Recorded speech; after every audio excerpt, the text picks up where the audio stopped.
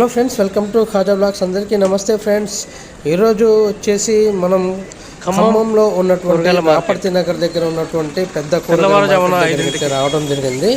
ఈ కూరగాయల మార్కెట్ దగ్గర నుండి అన్ని చుట్టుపక్కల ఉన్నటువంటి పల్లెటూళ్ళు కానివ్వండి, చుట్టుపక్కల ఉన్నటువంటి ఏ చిన్న చిన్న కొట్లకైతే ఇక్కడ నుండి సరుకు రవాణా అవుతుంది. కూరగాయలన్నీ కూడా టమాటాలు కానించి ప్రతి ఒక్కటి పచ్చిమిర్చి కానివ్వండి, ఆకుకూరలు కూడా మన ఈ పెద్ద మార్కెట్ దగ్గర నుండి తీసుకెళ్ళి మాత్రం ప్రతిరోజు కూడా అమ్ముకునే వాళ్ళు ఇక్కడ నుండి తీసుకెళ్ళి అమ్ముకుంటారన్నమాట. చూడండి ఎన్ని ఆటోలు ఉన్నాయో, ఎంతమంది అసలు రాత్రంతా అసలు నిద్ర లేకుండా నిద్రాహారాలు మానేసుకొని వస్తారన్నమాట. కూరగాయలు కొనుక్కొని మళ్ళీ పల్లెటూళ్ళకి వెళ్ళి అమ్ముకోవడానికి ప్రతి చిన్న షాప్లో కూడా ఇక్కడ నుండి తీసుకెళ్తారు.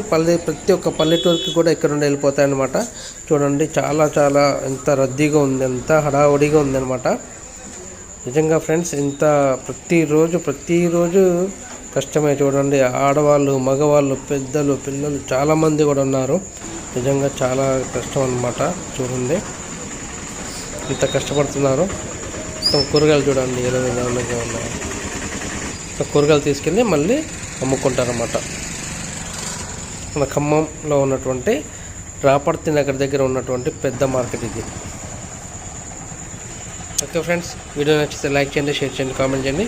మన ఛానల్ని సబ్స్క్రైబ్ చేసి సపోర్ట్ చేయండి. Thank you.